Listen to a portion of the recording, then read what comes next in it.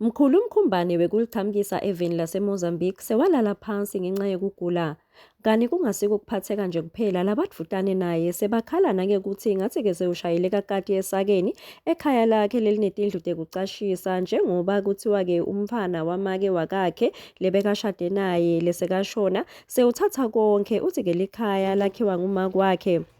Umfana wamkhulu yena uthi sewunesifiso sekuthi baba wakhe afuna bathi ukuyela nabo ekhaya labo lelikhaya. eMozambique.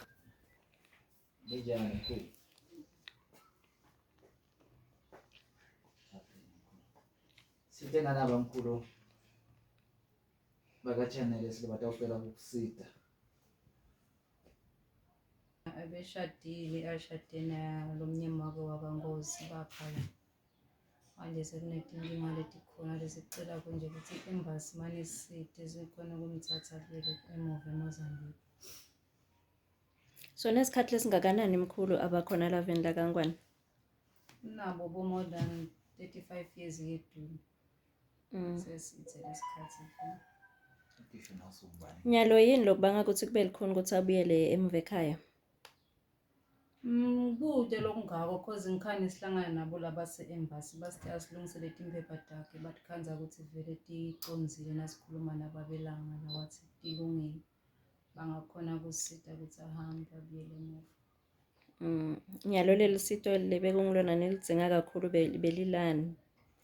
Esicabanga ukuthi langaba timphepha tekuphuma kwakhe egedeni ngoba emaphepha akhe la khombisa ukuthi waseMozambique expire. Sekungaba nje ukuthi kuletimpepha nemali-ke ukuthi vele hayi imali iside ngosamane nje basithathele bosibekele ekhaya. Kwafika umfana wale umfati wakhe lebekamthetha amendu umfati wafika wathi kumkhulu lelikhaya lamakwakhe ecela ukuthi amhambele atokhona kuhlala naye la lekhaya bebeneshena amsherile bekakhulume ukuthi ucela ukuthatha umkhulu athathe 1 2 4 wetindlu natawuthatha ngathi 4 yini 4 wetindlu but nyala kusendeki imkhulu sothatha umbhadala imali yakhe la mbhadala yona noma ngabe uyayikweleka le mali ubhadala umbhadala indlu yinye ngathi indlu yinye ukuthi ngimalini sona abhadala imali imkhulu athenge kudla athenge amaphilisi akhe athenge abhadale isaka angathi abhadale ini lokuni Sisilona yena ngilo sita mkhulu. Umfana wakhe lo. Lona ngumfana mkhulu. Umfana mkhulu akhanza mina ngabe sengiyamshiya ngathi asala kabona. Okay, kepha-ke lo munye lo sekabangisa mkhulu likhaya yena ngumfana wamake. Wetanaye ngaphandle. Stepdaughter sababa. Stepdaughter sababe. Manje sisi uyanicosha yini nini noma anikhona lo ukuthi nikhona ekuhlalisana nonke noma nigiyelane kahle nje nonke ngalokuthi bebashadile. Asikhonda ukuthi sigiyelane kahle cause vele azange silithole nje ithuba lihlala nabo.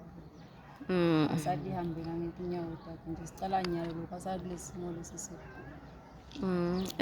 bese ngifuna nalo kuva ukuthi kahle kahle uyanicosha yini. kufanele kusicosha kule ndlela yenda ngoba wathi vele likhaya lakhiwe ngumakwakhe ngemali yakadlela Ntfongeni kanti thina sathi phela ukuthi wethuba bebeyakazatfunga likhaya lelakhiwa nguye. Mina ngakungeta ukuthi mkhulu ucela ukuthi ahamba aye ekhaya nekuthi le property because sinathi besimele abantu abake basho ukuthi bayalidayisa uma bayenda njani ukuthi umhambisa emkhulu ahamba ekhaya share property atawuthi ukuthi sikuvumelana ukuthi kwendiwani abantwana nabo abashiye bana kuna 3 abantwana eSwatini kunalabanye baseMaputo. David Langa lobukele bantfu belive laseMozambique kuleli banamake Hilda bona-ke bathi simo sibucayi kakhulu labangaba nalo-ke lusito lamkhulu bangashayela-ke inombolo yemfanakhe lethi 7654 8771 7654 8771 ngenginohlahla Twilight indzabeni channel yeMaswati kuMathapha.